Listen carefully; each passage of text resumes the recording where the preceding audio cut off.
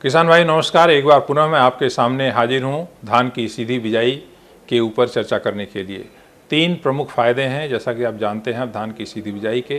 पहला पानी की बचत, दूसरा श्रम की बचत और तीसरा ग्रीन हाउस गैस के उत्सर्जन में कमी।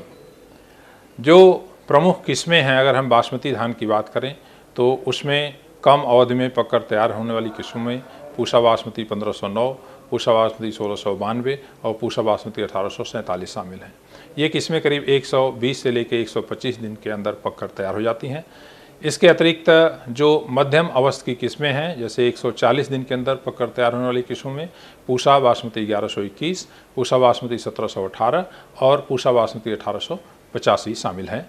इसके अलावे जो लंबी अवधि की किस्में हैं जो कि 155-160 दिन के अंदर पककर तैयार होती हैं, उसमें पूसा बासमती 1401, पूसा बासमती 1728 और पूसा बासमती 1886 शामिल हैं। आप जानते हैं पूसा बासमती 1847, पूसा बासमती 1885 और पूसा बासमती 1886 पत्ती के झुलसा और झोंका रोग के लिए रोधी किस्में हैं। ये सभी किस्में धान की सीधी बिजाई के लिए उपयुक्त पाई गई हैं। बहुत सारे किसान भाई 1509 और 1121 को लंबे समय से धान की सीधी बिजाई में प्रयोग कर रहे हैं। मुझे उम्मीद है कि आप लोगों ने इन किस्मों का बीज प्राप्त कर लिया होगा और अब आप धान की बिजाई की तैयारी कर रहे होंगे। कुछ किसान भाई सीधी बिजाई पहले से कर चुके हैं, कुछ लोगों ने अपना बेहन डालने की तैयारी कर ली है। एक बार पुनः मैं चर्चा करूँगा किस प्रकार से हम धान की सीधी बिजाई करें और क्या क्या सावधानियाँ उसमें बरतें। पहली बात आती है बीज की क्या मात्रा हम प्रयोग करेंगे। तो ड्रिल के द्वारा जो जीरी बिजाई के लिए ड्रिल बना है या लकी ड्रिल है, इसमें करीब 8 किलोग्राम बीज प्रति एकड़ लगता है। बीज का उपचार, अगर आपने बीज अपना प्रयोग करना है तो 10% नमक के घोल में बीज को डुबो करके रखिए। पहले घोल बना लीजिए, इसमें 1 किलोग्राम नमक 10 लीटर पानी में घोल लीजिए और इसमें करीब 8 किलोग्राम बीज डाल करके थोड़ी देर एक डंडे से हिलाइए। जो भारी बीज हैं वो नीचे बैठ जाएंगे, हल्के बीज ऊपर तैरते हैं। हल्के बीजों को निकाल कर बाहर फेंक दीजिए और जो बैठे हुए बीज हैं उनको निकाल कर पानी से 3-4 बार अच्छी तरह से धो दीजिए ताकि नमक का प्रभाव समाप्त हो जाए। और इसके बाद इन बीजों का उपचार, जो 2 दवाएं हैं विशेष रूप से, स्टेप्टोसाइक्लिन जिसकी 2 ग्राम मात्रा और बावेस्टिन जिसकी 20 ग्राम मात्रा 10 लीटर पानी में घोल करके, और ये 8 किलो बीज जो छटा हुआ बीज है नमक के पानी के घोल से, उसको इस घोल में डुबोकर 24 घंटे रखिए। 24 घंटे के बाद बीज को बाहर निकालिए और उसको छाए में अच्छी तरह से सुखा लीजिए। अब ये बीज बुआई के लिए तैयार है। इसके पहले आपको खेत की तैयारी कर लेनी होगी और हम धान की सीधी बिजाई 2 प्रमुख तरीकों से करते हैं, उसके बारे में आपसे चर्चा करूंगा। पहला तर बतर विधि, जिसमें कि गेहूं की कटाई के बाद धान जो खेत है उसकी हम अच्छी तरह से जुताई कर देते हैं। जुताई करने के बाद उसको लेजर से लेवलिंग करते हैं, फिर खेत में हम पानी लगाते हैं। पानी लगाने के बाद जब खेत में बत्तर आ जाता है तो उसकी हम जुताई करते हैं और जुताई करने के बाद 2-3 बार जुताई करने के बाद उसको हम लेजर से फिर लेवलिंग कर देते हैं, पाटा चला देते हैं ताकि मिट्टी जो है अच्छी तरह से दब जाए, सॉलिड हो जाए। ऐसा करने से जो नमी है लंबे समय तक बनी रहती है, नमी उड़ती नहीं है। अब ये खेत आपके लिए बिजाई के लिए तैयार है। इसमें जो जीरी का ड्रिल है बिजाई का या लकी ड्रिल है, उसमें दवा की छिड़कने की व्यवस्था भी होती है, खरपतवार नाशी दवा की छिड़कने की। इन किसी भी ड्रिल्स के द्वारा आप बिजाई करिए। बिजाई में जो है कतार से कतार की दूरी करीब 8 से 9 इंच के आसपास होती है और इस विधि में बीज की गहराई हम तकरीबन 1.5 इंच के आसपास रखते हैं। बिजाई करने के बाद फिर उसको हम हल्का पाटा लगा देते हैं और करीब 1 हफ्ते का समय लगता है। 7 से 8 दिन के अंदर अंकुरण हो जाता है। अभी आप जैसा कि खेत में पिक्चर जो आ रही है उसमें आप देख पा रहे हो कि बीज अंकुरित हो चुका है सीधी बिजाई करने के बाद। दूसरा तरीका जो हम बुआई के लिए प्रयोग करते हैं उसमें गेहूं की कटाई के बाद खेत की जुताई करने के बाद लेजर चलाते हैं और लेजर चलाने के बाद पहले हम ड्रिल से धान की बिजाई कर देते हैं और बिजाई करने के बाद फिर हम पानी लगाते हैं।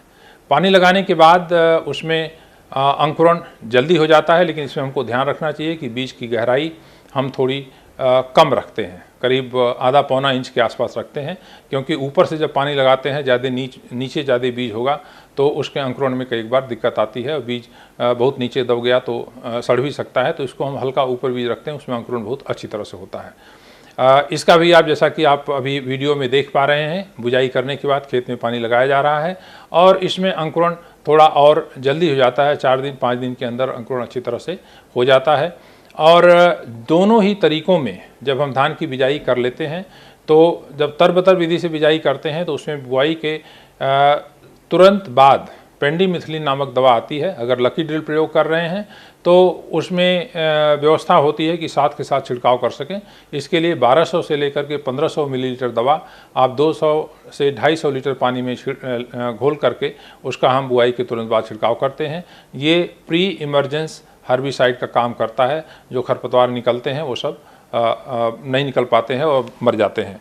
इसी तरह से जो हम अगर पानी बुआई के बाद लगाते हैं तो उसमें जब ही अगले दिन या 1-2 दिन बाद खेत में चलने लायक हो जाता है, उस समय हमको पेंडिमिथिलिन दवा का छिड़काव कर लेना चाहिए।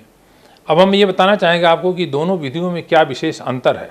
अगर हम तरबतर विधि से धान की सीधी बिजाई करते हैं तो इसमें खरपतवार का नियंत्रण बहुत अच्छी तरह से हो जाता है, क्योंकि पहली बार जब हम पानी लगाते हैं और उसके तुरंत बाद अंकुरण खरपतवार का हो जाता है और जुताई करने के साथ साथ वो खरपतवार समाप्त हो जाते हैं।